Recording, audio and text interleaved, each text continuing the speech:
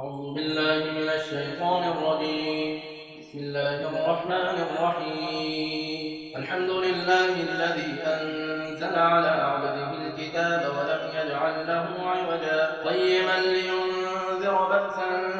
شديدا من لدنه ويبشر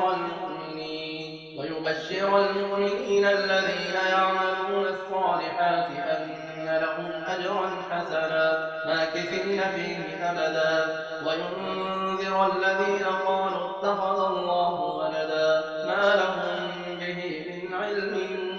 ولا لآبائهم كبرت كلمة تخرج من أفواههم إن يقولون إلا كذبا فلعلك باخع نفسك على آثارهم إن لم يؤمنوا بهذا الحديث أسفا إنا جعلنا ما على الأرض زينة لها لنبلوهم أيهم أحسن عملا وإنا لجاعلون ما عليها صعيدا جرزا أم حسبت أن أصحاب الكهف والرقيم كانوا من آياتنا عجبا إذ أوى الفتية إلى الكهف فقالوا ربنا آتنا من لدنك رحمة وهيئ لنا من أمرنا رشدا فضربنا على آذانهم في الكهف سنين عددا ثم بعثناهم لنعلم أي الحزبين أحصى لما لبثوا أمدا نحن نقص عليك نبأهم بالحق إنهم فتية آمنوا بربهم وزدناهم هدى وربطنا على قلوبهم إذ قاموا فقالوا ربنا رب السماوات والأرض لن ندعو من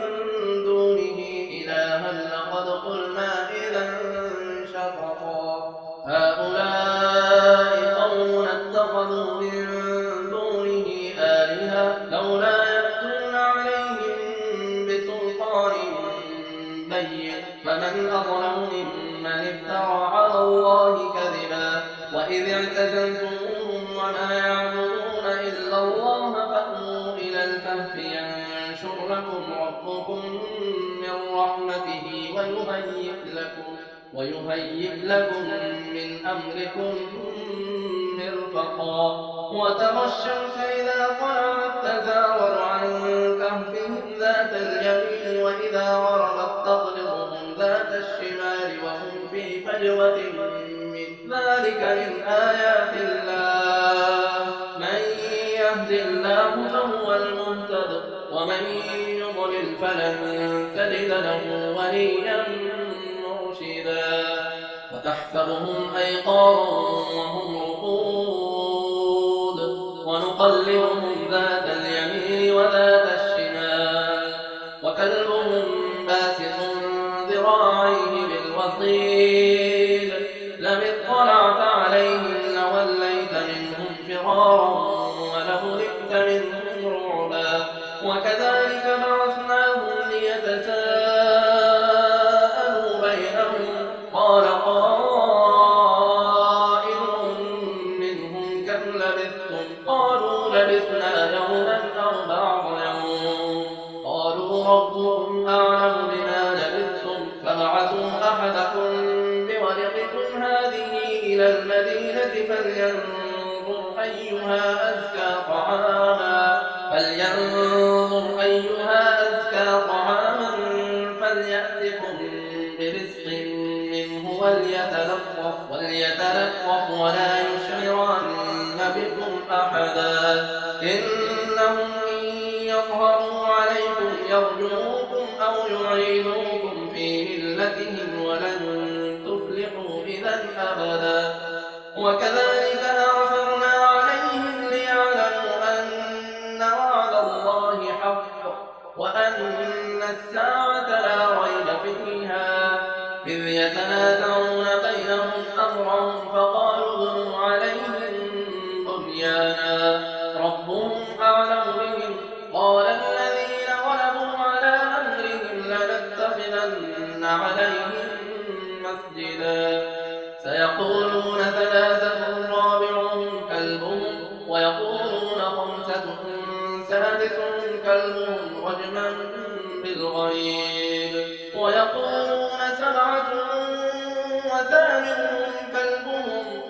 ربي أعلم بعدتهم ما يعلمهم إلا قليل فلا تمار فيهم إلا مراء ظاهرا ولا تستفت فيهم منهم أحدا ولا تقولن لشيء إني فاعل ذلك غدا إلا أن يشاء الله واذكر ربك إذا نسيت وقل عسى أن يهديني ربي لأقرب من هذا رشدا ولبثوا في كهفهم 300 سنين وازدادوا 9 قل الله أعلم بما لبثوا له غيب السماوات والأرض أبصر به وأسمع ما لهم من دونه من ولي ولا يشرك في حكمه أحدا واتل ما أوحي إليك من كتاب ربك لا مبدل لكلماته ولن تجد من دونه ملتحدا واصبر نفسك مع الذين يدعون ربهم بالغداة والعشي يريدون وجهه ولا تعد عيناك عنهم تريد زينة الحياة الدنيا ولا تطع من أغفلنا قلبه عن ذكرنا واتبع هواه وكان أمره فرطا وقل الحق من ربكم فمن شاء فليؤمن ومن شاء فليكفر إنا أعتدنا للظالمين نارا أحاط بهم سرادقها وإن يستغيثوا يغاثوا بماء كالمهل يشوي الوجوه بئس الشراب وساءت مرتفقا إن الذين آمنوا وعملوا الصالحات إنا لا نضيع أجر من أحسن عملا أولئك لهم جنات عدن تجري من تحتهم الأنهار يحلون فيها من أساور من ذهب ويلبسون ثيابا خضرا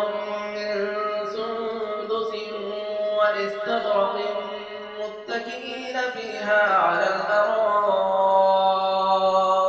نعم الثواب وحسنت مرتفقا واضرب لهم مثلا رجلين جعلنا لأحدهما جنتين من أعناب وحففناهما بنخل وجعلنا بينهما زرعا كلتا الجنتين آتت أكلها ولم تظلم منه شيئا وفجرنا خلالهما نهرا وكان له ثمر فقال لصاحبه وهو يحاوره أنا أكثر منك مالا وأعز نفرا ودخل جنته وهو ظالم لنفسه قال ما أظن أن تبيد هذه أبدا وما أظن الساعة قائمة ولئن رددت إلى ربي لأجدن خيرا منها منقلبا قال له صاحبه وهو يحاوره أكفرت بالذي خلقك من تراب ثم من نطفة ثم سواك رجلا لكن هو الله ربي ولا أشرك بربي أحدا ولولا إذ دخلت جنتك قلت ما شاء الله لا قوة إلا بالله إن ترني أنا أقل منك مالا وولدا فعسى ربي أن يؤتيني خيرا من جنتك ويرسل عليها حسبانا من السماء فتصبح صعيدا زلقا أو يصبح ماؤها غورا فلن تستطيع له طلبا وأحيط بثمره فأصبح يقلب كفيه على ما أنفق فيها وهي خاوية على عروشها ويقول يا ليتني لم أشرك ربي أحدا ولم تكن له فئة ينصرونه من دون الله وما كان منتصرا هنالك الولاية لله الحق هو خير ثوابا وخير عقبا واضرب لهم مثل الحياة الدنيا كماء أنزلناه من السماء فاختلط به نبات الأرض فأصبح هشيما تذروه الرياح وكان الله على كل شيء مقتدرا المال والبنون زينة الحياة الدنيا والباقيات الصالحات خير عند ربك ثوابا وخير أملا ويوم نسير الجبال وترى الأرض بارزة وحشرناهم فلم نغادر منهم أحدا وعرضوا على ربك صفا لقد جئتمونا كما خلقناكم أول مرة بل زعمتم أن لن نجعل لكم موعدا ووضع الكتاب فترى المجرمين مشفقين مما فيه ويقولون يا ويلتنا ما لهذا الكتاب لا يغادر صغيرة ولا كبيرة إلا أحصاها ووجدوا ما عملوا حاضرا ولا يظلم ربك أحدا وإذ قلنا للملائكة اسجدوا لآدم فسجدوا إلا إبليس كان من الجن ففسق عن أمر ربه أفتتخذونه وذريته أولياء من دوني وهم لكم عدو بئس للظالمين بدلا ما أشهدتهم خلق السماوات والأرض ولا خلق أنفسهم وما كنت متخذ المضلين عضدا ويوم يقول نادوا شركائي الذين زعمتم فدعوهم فلم يستجيبوا لهم وجعلنا بينهم موبقا ورأى المجرمون النار فظنوا أنهم واقعوها ولم يجدوا عنها مصرفا ولقد صرفنا في هذا القرآن للناس من كل مثل وكان الإنسان أكثر شيء جدلا وما منع الناس أن يؤمنوا إذ جاءهم الهدى ويستغفروا ربهم إلا أن تأتيهم سنة الأولين أو يأتيهم العذاب قبلا وما نرسل المرسلين إلا مبشرين ومنذرين ويجادل الذين كفروا بالباطل ليدحضوا به الحق واتخذوا آياتي وما أنذروا هزوا ومن أظلم ممن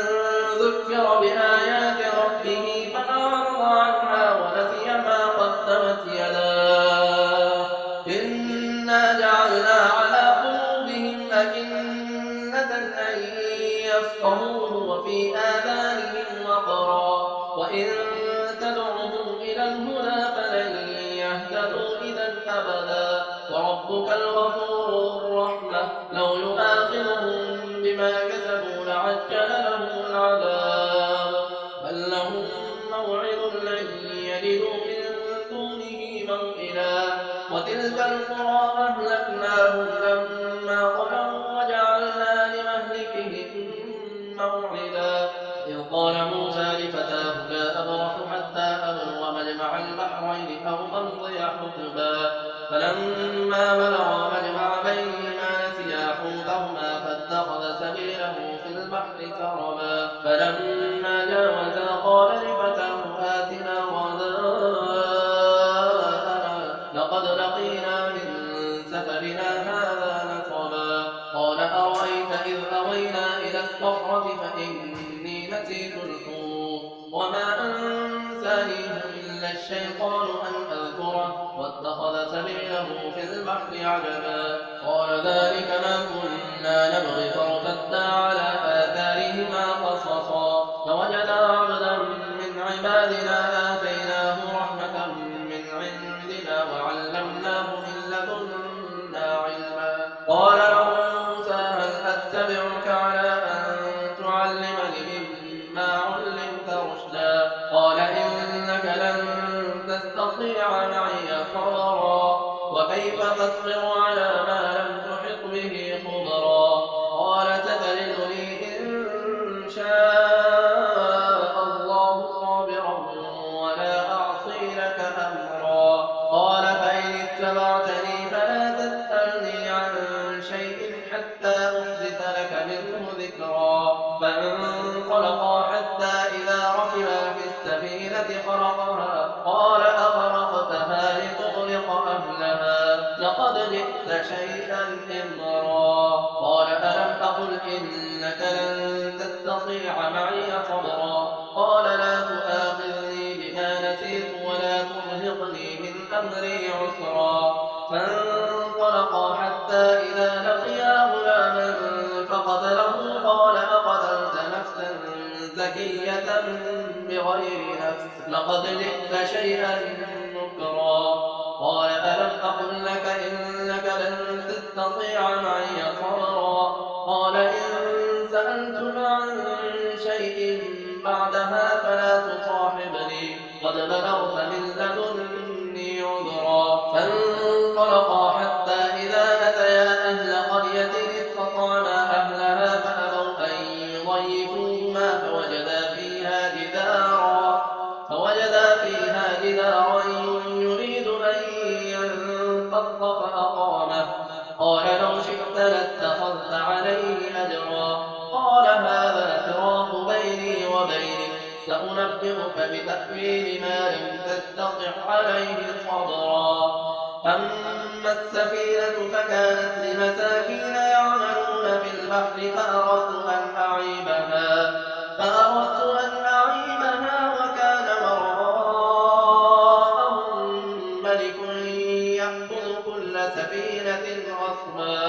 وأما الغلام فكان أبواه مؤمنين فخشينا أن يرهقهما طغيانا وكفرا فأردنا أن يبدلهما ربهما خيرا منه زكاة وأقرب رحما. وأما الجدار فكان لغلامين يتيمين في المدينة وكان تحته كنز لهما وكان أبوهما صالحا فأراد ربك أن يبلغا أشدهما ويستخرجا كنزهما رحمة من ربك وما فعلته عن أمري ذلك تأويل ما لم تستطع عليه صبرا. ويسألونك عن ذي القرنين قل سأتلو عليكم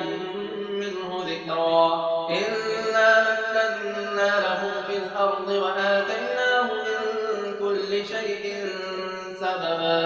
فأتبع سببا حتى إذا بلغ مغرب الشمس وجدها تغرب في عين حمئة ووجد عندها قوما قلنا يا ذا القرنين إما أن تعذب وإما أن تتخذ فيهم حسنا. قال أما من ظلم فسوف نعذبه ثم يرد إلى ربه فيعذبه عذابا نكرا. وأما من آمن وعمل صالحا فله جزاء الحسنى وسنقول له من أمرنا يسرا. ثم أتبع سببا حتى إذا بلغ مطلع الشمس وجدها تطلع على قوم لم نجعل لهم من دونها سترا. كذلك وقد أحطنا بما لديه خبرا. ثم أتبع سببا حتى إذا بلغ بين السدين وجد من دونهما قوما لا يكادون يفقهون قولا. قالوا يا ذا القرنين إن يأجوج ومأجوج مفسدون في الأرض فهل نجعل لك خرجا على أن تجعل بيننا وبينهم سدا؟ قال ما مكنا ربي خير فأعينوني بقوة أجعل بينكم وبينهم ردما آتوني زبر الحديد حتى إذا ساوى بين الصدفين قال انفخوا حتى إذا جعله نارا قال آتوني أفرغ عليه قطرا فما استطاعوا أن يظهروه وما استطاعوا له نقبا قال هذا رحمة من ربي فإذا جاء وعد ربي جعله دكا